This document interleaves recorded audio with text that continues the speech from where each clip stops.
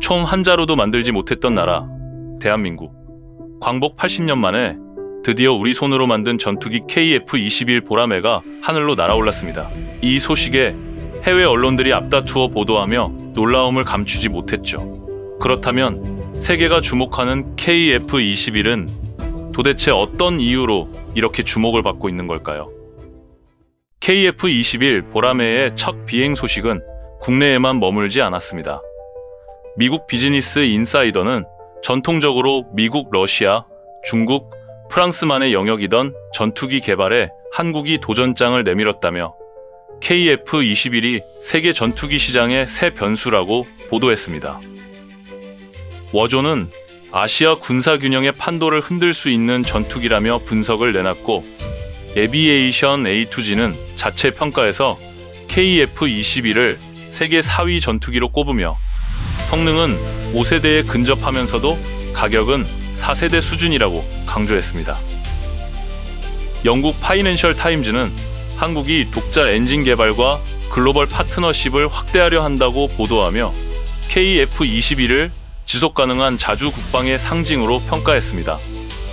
스톡홀름에 본부를 둔 시프리 국제평화연구소는 한국을 세계 전투기 시장의 새로운 강자로 올려세울 촉매제라고 분석했습니다.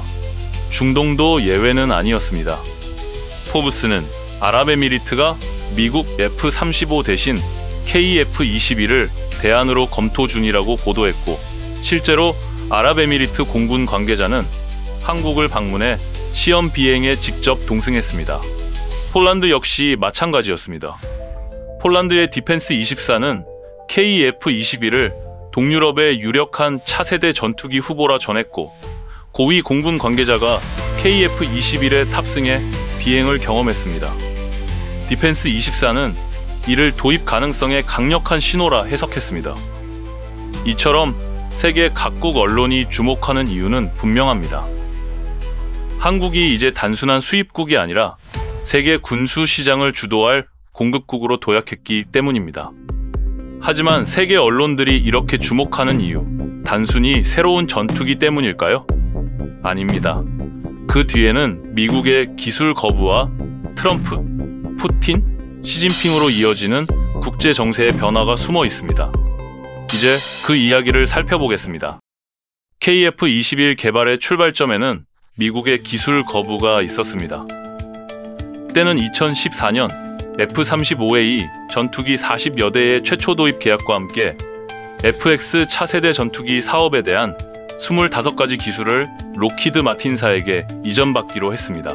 하지만 그중 현대 전투기의 눈곽이라 불리는 가장 중요한 4가지 기술, A사 레이더, IRST, 전자광학 표적 장비, 전자전장비는 기술 이전을 거부당했습니다. 미 의회의 군사기술 유출 우려라는 이유였습니다. 결국 한국은 자체 개발에 착수했고, 이 과정이 오히려 국산화율을 높이는 계기가 되었습니다. 국제 정세 또한 영향을 주었습니다. 미 트럼프 2기 행정부는 관세와 방위비 분담금을 전면에 내세워 동맹국을 압박했습니다. 이로 인한 반발로 미국 산무기 도입을 재검토하거나 철회하는 사례가 늘어났습니다. 중동과 이스라엘 간의 외교적 갈등으로 인해 F-35 도입이 지연되면서 전력의 공백이 생겼습니다. 비용과 조건의 문제 속에서 KF-21은 새로운 대안으로 떠오르기 시작했습니다. 트럼프의 의도와는 정반대로 한국 전투기의 기회를 만들어준 셈입니다. 러시아 푸틴 대통령은 우크라이나 전쟁을 통해 동유럽의 군사 긴장감을 최고조로 끌어올렸습니다. 폴란드를 비롯한 나토 국가들은 국방비를 증액하며 즉시 전력화가 가능한 무기 도입의 수요가 급증했습니다. 또한 러시아에 대한 대규모 경제 제재는 주요 방산 장비의 공급에 제동을 걸며 러시아 방산 산업에 직격탄이 되었습니다. 그로 인해 강력한 경쟁자가 사라진 시장에서 한국의 KF-21은 자연스럽게 주목받기 시작했습니다. 중국의 시진핑 또한 상황을 바꿔 놓았습니다. 미중 갈등이 길어지면서 균형 외교를 지향하는 국가들은 중국제 무기 도입에 신중한 태도를 보이고 있습니다. 게다가 중국제 무기의 성능과 품질 논란은 이를 더욱 가속시키고 있습니다. 그에 따른 대안으로 한국의 KF-21은 믿을 수 있는 새로운 선택지로 자리 잡고 있습니다. 결국 미국의 기술 이전 거부, 트럼프의 압박, 푸틴의 전쟁, 시진핑의 갈등, 강대국들의 이해관계 속에서 한국은 스스로의 길을 열었고 그 끝에서 K국방의 무대가 펼쳐지고 있습니다. 그렇다면 세계가 주목하는 한국의 전투기 KF-21 보라매, 과연 어떤 장점을 가지고 있을까요? 먼저 개발 현황입니다. KF-21은 블록 1, 블록 2 단계로 나뉘어 개발되고 있습니다. 블록 1은 공대 공임무 중심, 블록 2는 공대 지무장과 스텔스 기능 강화를 2028년까지 목표로 하고 있습니다. 그리고 이미 1000회 이상의 시험 비행에 성공하며 양산 체계에 돌입했습니다. 또한 블록 3, 5세대 스텔스 기로의 개발은 블록 1 개발 시점부터 저피탐 설계를 통해 낮은 레이더 피탐률을 기록하고 있으며 스텔스 성능의 가장 기본이 되는 스텔스 도료는 국내 기업 노루페인트에서 국산화에 성공했습니다. 또한 극악의 개발 난이도였던 전투기 전면부의 레이동까지 국내 기술로 개발이 완료되어 사실상 5세대 전투기로 진화할 기반을 확보하고 있습니다. 두 번째는 비용 대비 성능, 즉 가성비입니다. KF-21 보라매의 예상 공급가는 대당 약 1,300억 원으로 추정되고 있습니다. 직접적인 경쟁 모델로 부각되는 튀르키예의 칸은 아직 시제기 단계라 비교군이 될 수 없고 가장 많은 경쟁이 예상되는 프랑스의 라팔은 A사 레이더를 장착했음에도 불구하고 기체 설계가 스텔스 중심이 아니어서 5세대 전투기 대비 생존성이 떨어집니다. 또한 고가의 유지비와 대당 1,500억 원 내외의 수출가가 주요 약점으로 꼽히고 있습니다. 가장 강력한 경쟁 모델인 미국의 F-35A의 경우에는 단순 기체 가격은 점차 낮아지고 있지만 정비와 훈련, 보안, 소프트웨어 같은 운용 비용이 막대합니다. 게다가 첨단 미사일 운용은 미국 정부의 승인에 따라 제한될 수 있다는 불리함도 있습니다. 이처럼 비용과 종속성은 무기 구매에 부담이 되며 개발 도상국이나 중견국들에게 중요한 조건이 되고 있습니다. 세 번째는 신뢰성과 안정성입니다. 한국은 이미 세계적 수준으로 인정받은 조선, 전자, 항공, 방산 기술력을 바탕으로 올인원 생산 체계를 구축하고 있습니다. 또한 신속하고 정확한 안보 태세를 유지하며 다량의 운영 데이터를 기반으로 방산 기술을 향상시켜 왔습니다. 이를 통해 K9 자주포, K2 흑표 전차, 경공격기 FA-50 등 이미 전 세계에서 K방산의 우수함을 알리고 있습니다. 계약 납기 준수율이 높고 품질 관리 체계가 국제적으로 인정받고 있으며 더불어 한국이라는 브랜드 파워는 K방산의 국가적 신뢰의 기반이 되고 있습니다. 네 번째는 확장성입니다. KF-21의 블록 3는 5세대 스텔스 전투기를 시작으로 나아가 6세대 전투기의 핵심 기능인 유무인 복합 전투체계로 확장을 준비하고 있습니다. 유무인 복합 전투체계란 유인 전투기 한 대가 다수의 무인 전투기 드론을 운용해 정찰, 전자전, 공대공 및 공대지 공격 등 고위험 임무를 대신 수행하고 전투기의 생존성을 높여 작전 수행 능력을 크게 향상시키는 첨단 전투체계입니다. 또한 한국은 이미 천궁, 엘샘, 패트리엇 PAC-3 등 다층 방공망 미사일을 실전 배치했습니다. KF-21은 이러한 체계와의 작전 네트워크 통합을 전제로 개발되고 있습니다. 이는 탐지, 식별, 타격, 평가로 이어지는 킬체인 방어 체계에서 전투기와 지상 방공망을 네트워크로 결합해 입체적 전력을 신속히 구축할 수 있다는 뜻입니다. 즉 KF-21 보라매는 단일 기종을 넘어 자국 방공망 요격 시스템의 전력 패키지로서 확장성을 제공하고 있습니다. 마지막으로 유연성입니다. 모듈화된 설계를 통해 각 나라의 운용 기준에 맞춰 현지화 모델을 구성할 수 있습니다. 최신형 4.5세대 전투기 도입 외에도 무장 훈련 정비 생산 인프라 구축에 대한 모든 옵션이 열려 있습니다. 따라서 전투기 도입을 넘어 운용 정비, 훈련 생산 인프라까지 포괄하는 통합 방공 시스템을 구축할 수 있습니다.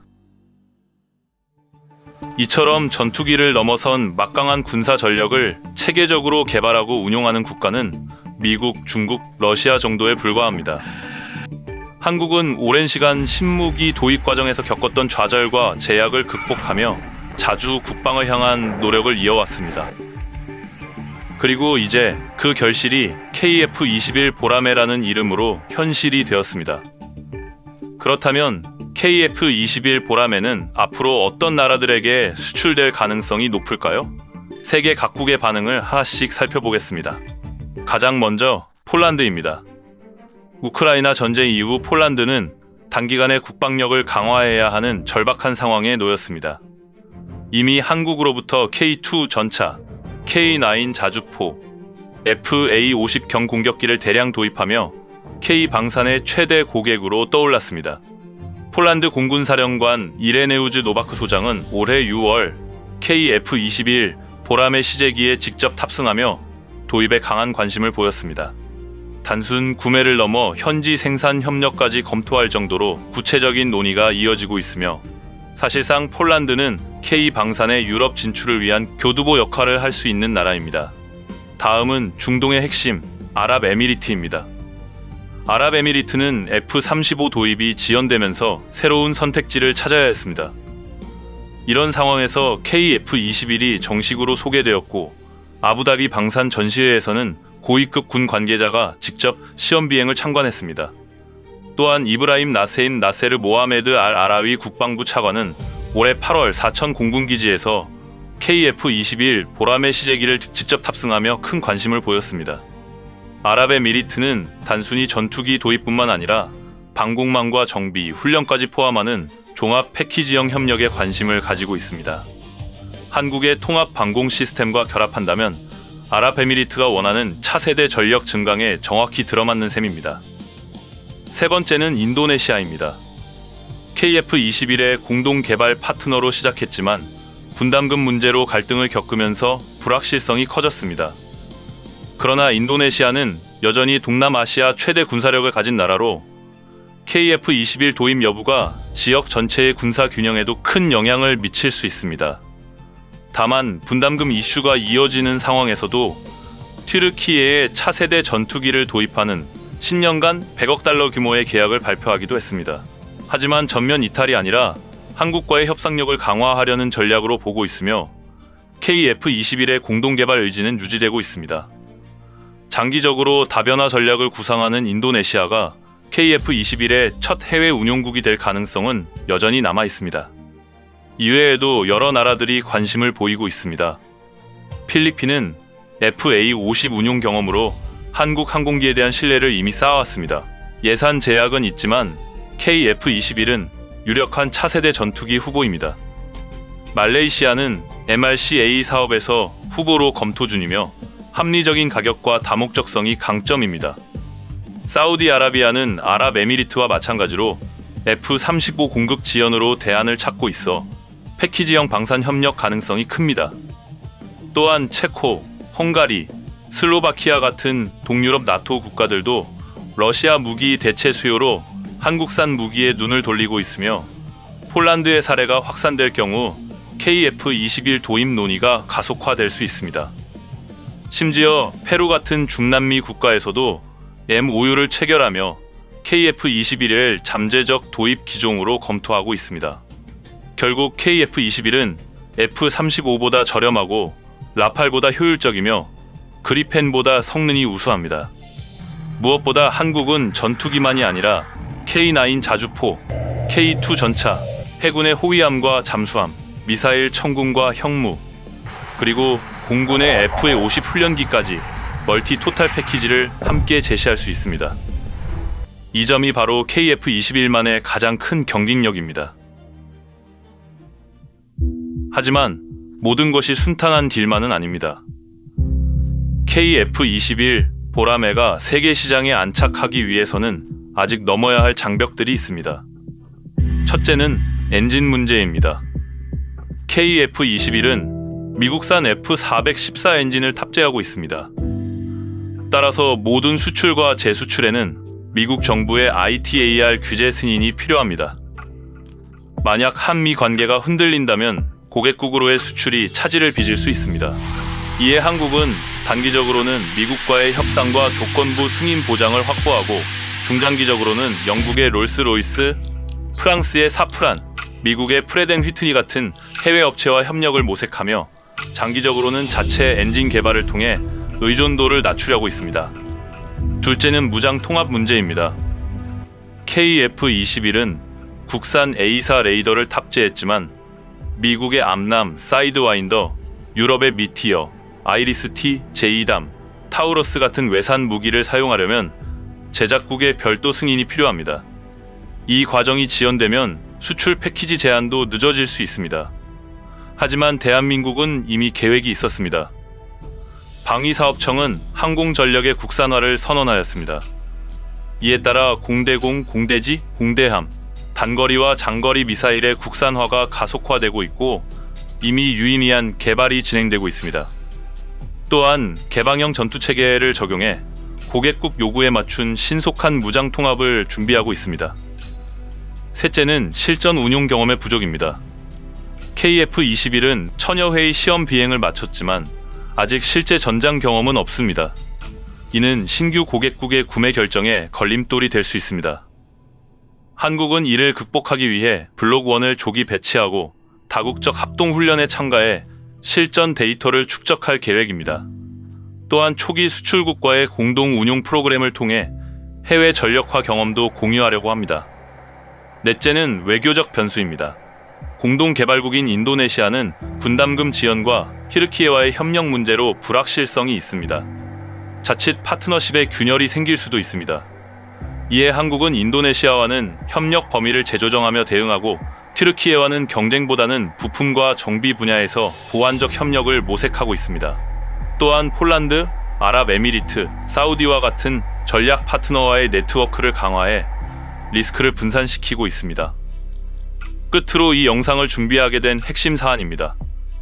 KF-21에는 엔진, 무장, 운용 경험, 외교라는 4가지 장벽이 남아 있습니다.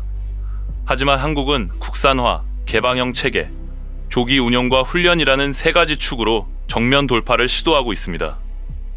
방위산업의 국산화는 단순한 산업 정책이 아니라 국가의 미래 전략입니다. 모든 무기를 자국에서 생산하는 미국과 중국의 세계적 영향력처럼 한국도 자주국방 역량을 반드시 갖추어야 합니다.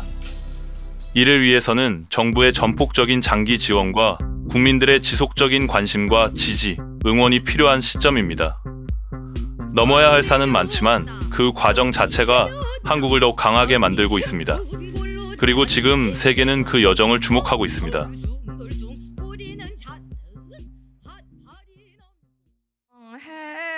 KF-21 보라매는 결코 하루아침에 하늘을 날게 된 전투기가 아닙니다.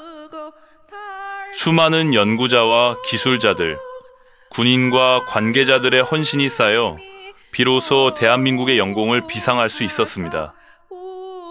그들의 노력은 이름 없이 빛나지만 대한민국의 자주 국방을 향한 길 위에 역사의 길이 남을 성취가 될 것입니다. 그리고 오늘 우리가 이야기한 KF-21 보라매는 단순한 무기가 아니라 대한민국이 스스로 지켜내겠다는 의지의 상징입니다.